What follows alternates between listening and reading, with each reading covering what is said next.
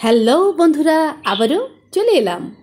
কোনো কল্পকাহিনী নয়, বাস্তবে ফিরে এসো। গল্প শুনে যাও একজন সাধারণ গৃহিণীর সফলতার।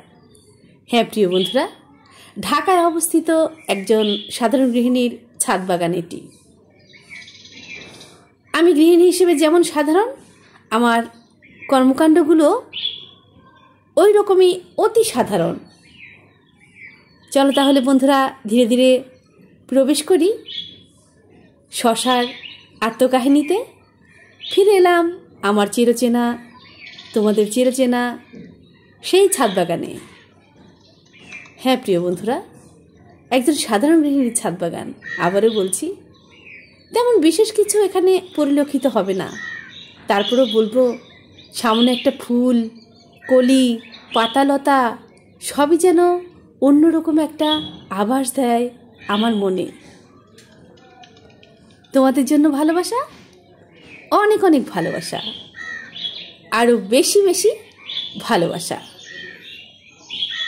চলো তাহলে বন্ধুরা এই প্রান্ত থেকে ধীরে ধীরে চলে যাই আমার ছাদের অন্য একটা প্রান্তে। ছাদটি খুব একটি বড়ও নয়, আবার খুব একটি ছোট ছাদও নয়। এটি মোটামুটিভাবে 1500 কিংবা তার কিছুটা বেশি হয়তো হতে পারে, এতটা স্কোয়ার ফিট এখানে আছে। সেই ছাদে আমি আছি। চলো চলে যাই ধীরে ধীরে অন্য একটা পাশে, যেটা আগেও বলেছি। খুব বেশি যে সবজির ফলন আমার ছাদে এবারে হয়েছে এরকমটি নয়। শুধু যে ফল নয় বন্ধুরা, ফুলও তেমন একটা হয়নি।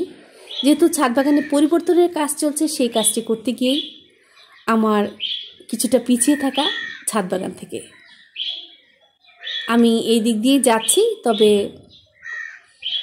সামনে বোধহয় যাওয়া যাবে না।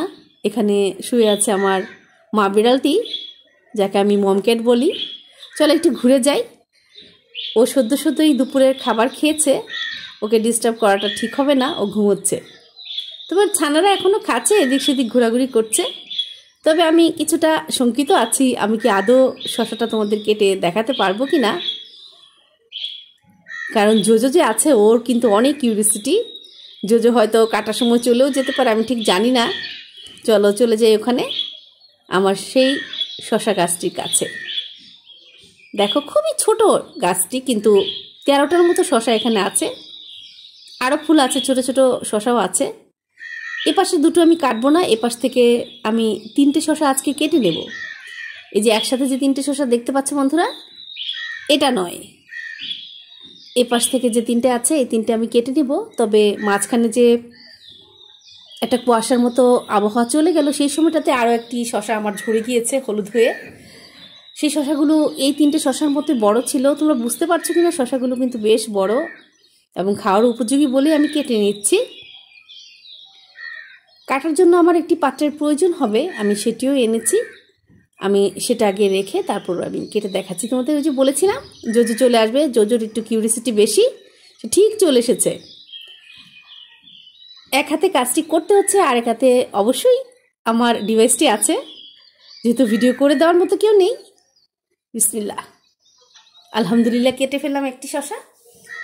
চলো চলে যাই আরও একটি শশাতে। একেবারে বন্ধুরা আনকাট ভিডিও যাচ্ছে, আমি কেটে দেখাচ্ছি না। আরও একটি কেটে ফেললাম। চলো আরও একটি কেটে নিচ্ছি। আমার মনে হয় মোবাইলের ডিরেকশনটা ঠিক থাকছে না, একটু তোমাদের দেখানোর জন্য আমি সময় নিচ্ছি বন্ধুরা।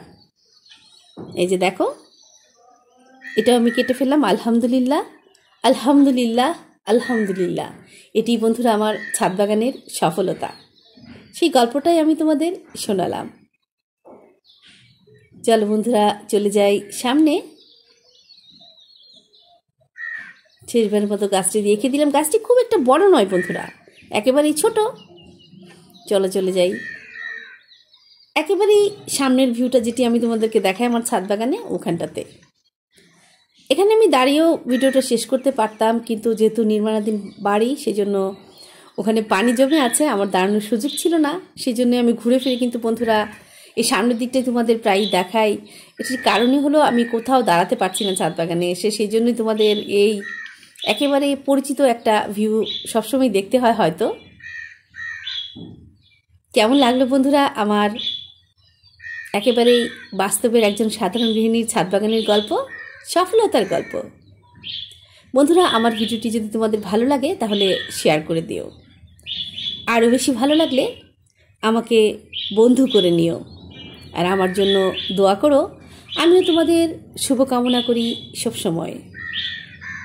বন্ধুরূপে জেনেছি, বন্ধুরূপে মেনেছি। ভালো থেকো।